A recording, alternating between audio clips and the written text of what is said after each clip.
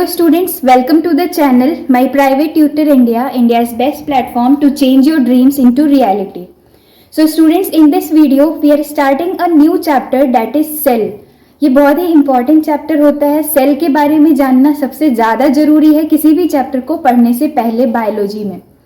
So basically this video is an introductory video about the cell. So we will learn that what is cell, what is cell made up of, cell क्या होता है, cell किन चीज़ों से मिलके बनता है, फंक्शंस क्या है उसके. So basically this is a introduction video in which I will brief you that what you have to study in this chapter. So starting from the definition of cell, cell is defined as the smallest structural and functional unit of life. Now the question is, why cell is called the structural unit of life? This is because our whole body it is made up of cell. Body का जो भी structure है, body हमारा, वो किससे मिलके बना होता है? सेल से मिलके बना होता है.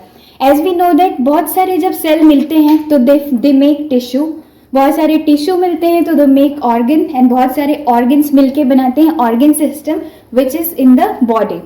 So basically cell is the only thing which is making the complete structure of our body. That is why it is known as the structural unit of life. Now coming to why cell is called the functional unit of life. This is because all the functions of the body are regulated inside the cell only. Okay, so जितने भी functions होते हैं हमारे body के, for example the respiration, it is all performed by the different cells of the body. That is why it is called the functional unit of life. Now talking about the fundamental unit of life. Why it is called the fundamental unit of life? This is because cell it is the smallest unit of life. ये सबसे छोटा part होता है. बहुत सारे cell मिलके tissue बनाते हैं, ऑर्गन बनाते हैं, देन ऑर्गन सिस्टम बनाते हैं, बट फंडामेंटली बेसिकली हर चीज़ में क्या होती है? सेल प्रेजेंट होती है. That is why it is known as the fundamental unit of life.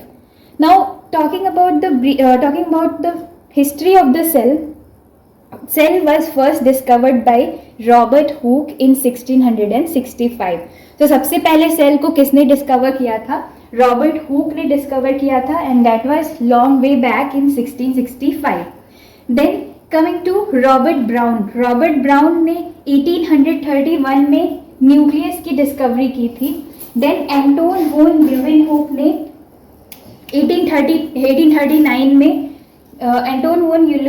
1839 में माइक्रोस्कोप के अंदर सेल को देखा था. So basically these three are the points which are very important as far as your exam point of view. They can be asked as MCQs. And the last which you can see that is Rudolf Virchow ने दिया था cell theory. Now what is cell theory?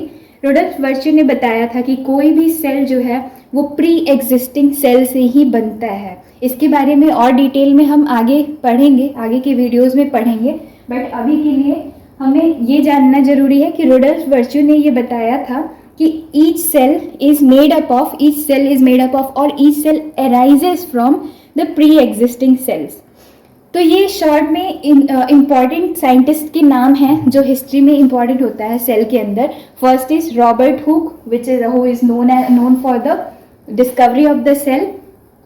Second is Anton von Leeuwenhoek who in 1839 give the microscopic structure of the cell.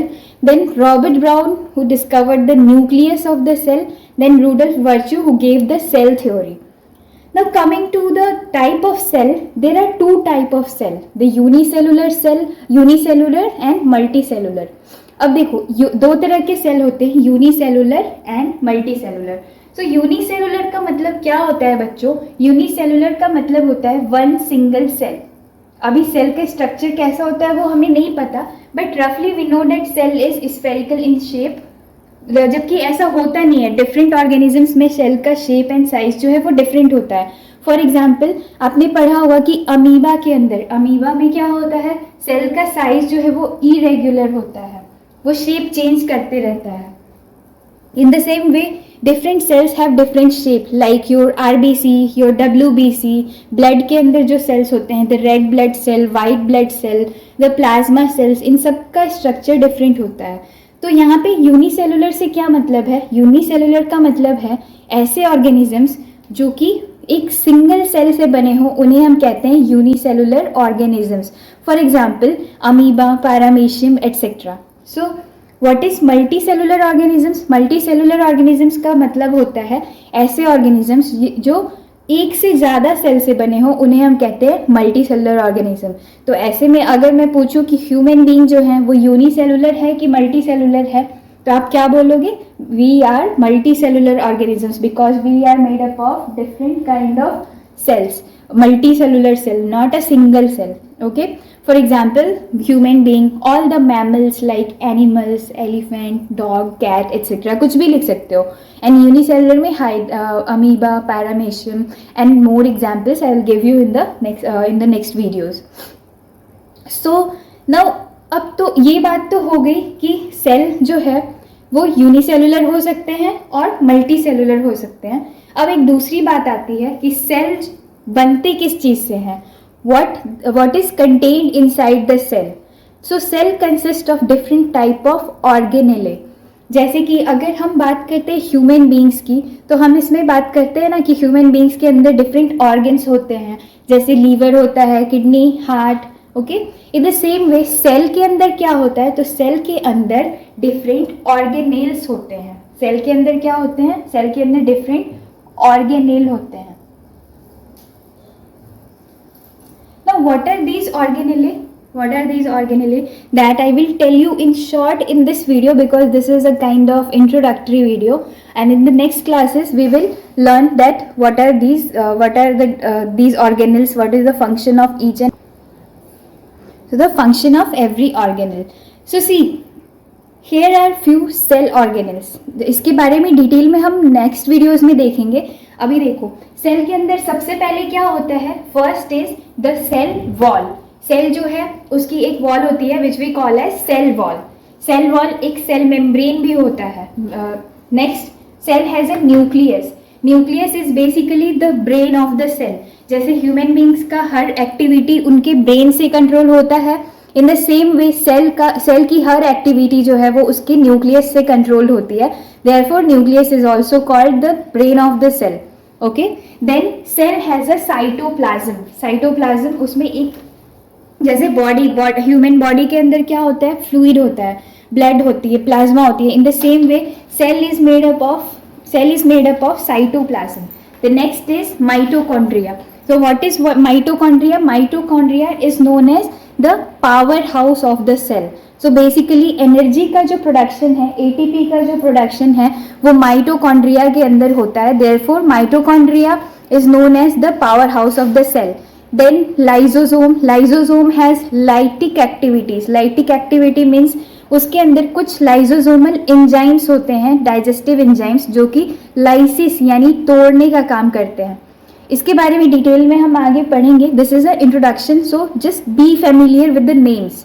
The next is ribosome. What is ribosome? Ribosome is basically made up of it is protein synthesis का जो काम है वो ribosomes में होता है. So you can call ribosome as the protein factory of the cell. Then the endoplasmic reticulum. Endoplasmic reticulum, they make the framework of the cell. Cell का जो फ्रेमवर्क है that is made from the endoplasmic reticulum. Endoplasmic reticulum भी दो तरह के होते हैं, the smooth endoplasmic reticulum and rough endoplasmic reticulum. Smooth endoplasmic reticulum के वॉल्स जो हैं वो स्मूथ होते हैं, एंड रफ एंडोप्लाज्मिक रेटिकुलम में के वॉल्स पे जो है वो राइबोसोम्स प्रेजेंट होते हैं. Then when we talk about the type of the cell, you will see there are two type of cell, the prokaryotic cell and the eukaryotic cell. Now what are prokaryotic organisms or prokaryotic cell? Prokaryotic cells are well defined nucleus are not present in prokaryotic cell. उनमें nucleus नहीं होता है. They are simple in structure and they contain a single chromosome. The size of the cell is generally small, 1 to 10 micrometer. And what is eukaryotic cell? It has well-defined nucleus, complex structure, and it maintains more than one chromosome since nucleus is present there. So these are the various, this is basically the outlook of the whole chapter. कि इस chapter में हमें पढ़ना क्या है, cell के बारे में. तो सेल के जितने भी ऑर्गेनेल्स हैं, जितने भी ऑर्गेनेल हैं, उनका फंक्शन क्या है, वो किस तरह के होते हैं. वी विल सी डायग्रामेटिकली कि ये जो भी सेल ऑर्गेनेल्स हैं, इन डायग्रामेटिकली कैसे दिखते हैं, ये कौन कौन सा फंक्शन परफॉर्म करते हैं. Then we will study about the differences between the unicellular multicellular organism, the prokaryotic eukaryotic organism in detail. We will also learn about certain functions of the cell like the respiration, digestion.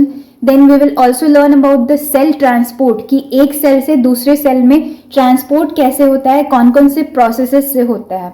So basically this was all about the introduction of the cell. The next in detail we will study this chapter in the further videos. So till then, thank you so much.